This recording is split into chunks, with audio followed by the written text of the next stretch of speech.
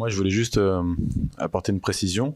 Finalement, là, la stratégie que l'Abraham il vous avance, c'est vraiment sur des boîtes finalement qui sont aujourd'hui pas vraiment revendables.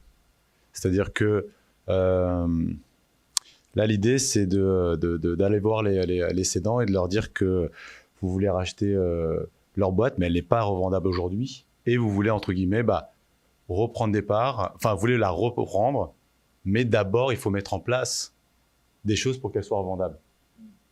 C'est dans ce sens-là qu'il faudrait le faire, et c'est là que du coup, vous pourriez, dès le début, signer un compromis de vente, un protocole de vente, pour dans un an, par exemple.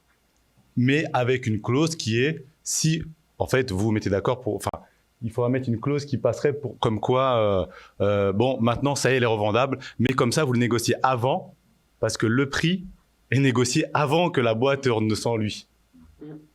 Et ça permet de filtrer un petit peu.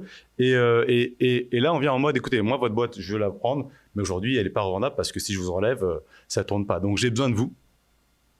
Et c'est un peu comme ça qu'il faut ramener l'approche. Et c'est là qu'Abraham, lui, derrière, peut intervenir.